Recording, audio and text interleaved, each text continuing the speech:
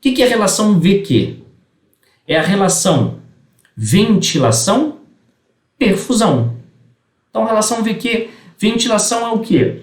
É a movimentação do ar pelas nossas vias aéreas. É o ar que entra e o ar que sai. Isso é ventilação.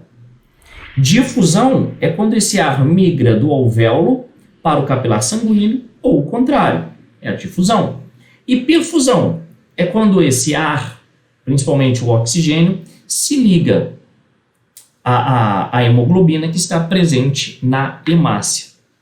Então eu tenho que ter uma relação VQ, uma relação entre ventilação e perfusão, o ar que chega e o ar que consegue entrar efetivamente dentro das nossas células, proporcionais. O que seria isso? Olha só, eu tenho uma ventilação alveolar de aproximadamente de 4 a 6 litros de ar por minuto.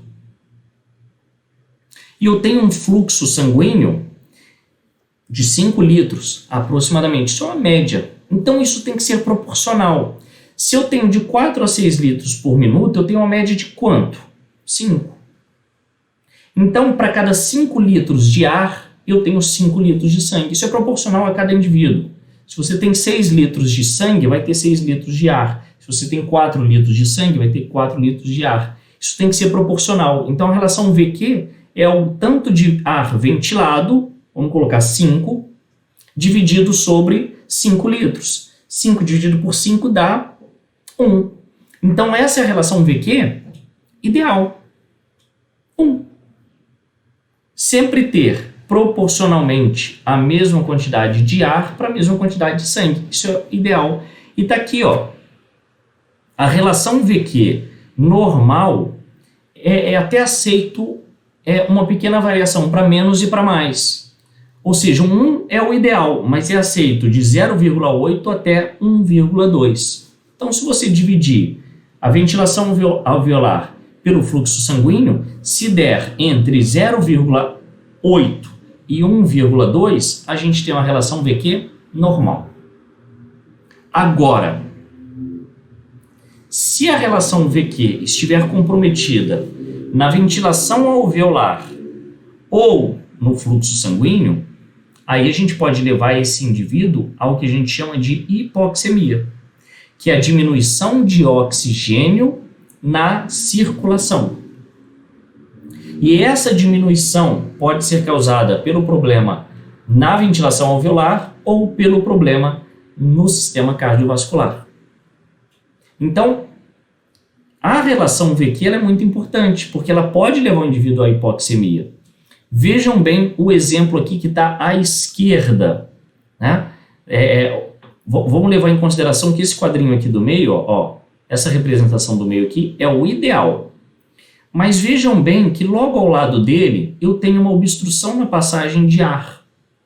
Ou seja, a minha ventilação alveolar ela vai ficar menor para o fluxo sanguíneo normal.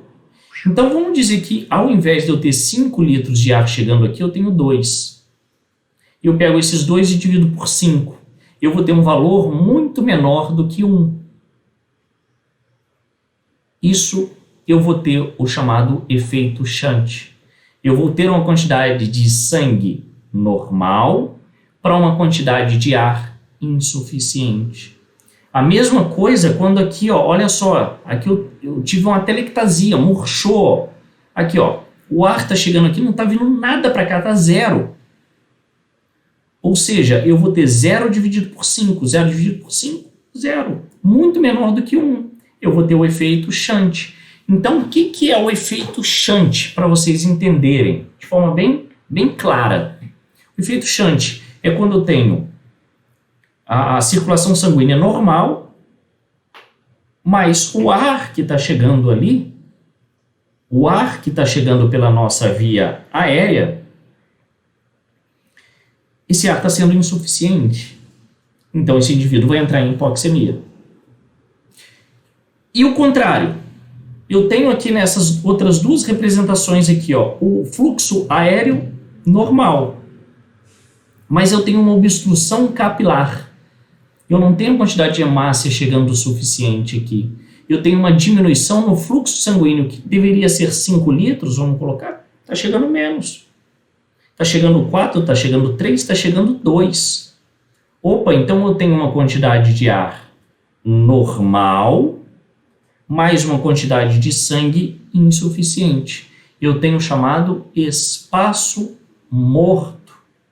Ou seja, eu vou aumentar a concentração aqui de ar na nossa via aérea, mas um ar que não vai conseguir se ligar à hemoglobina que está presente na hemácia. Por quê? Porque houve uma obstrução vascular. Isso pode acontecer pela presença de um gás, um êmbolo, um trombo, né? Isso pode acontecer, ou até mesmo uma placa de gordura. Então, se eu pegar e dividir a ventilação alveolar 5 dividido por 2, por exemplo, vai dar um valor maior do que 1. Se o valor for maior do que 1, eu tenho o chamado espaço morto. E aqui, ó, aqui eu tenho uma obstrução total nesse outro exemplo. Total. Não está chegando nada. Nada. O ar está chegando, mas eu não tenho sangue chegando nesse alvéolo. Eu tenho um espaço morto ainda maior. Ou seja, eu vou ter 6 litros, 5 litros de ar chegando para nada de sangue chegando. É o que a gente chama de espaço morto.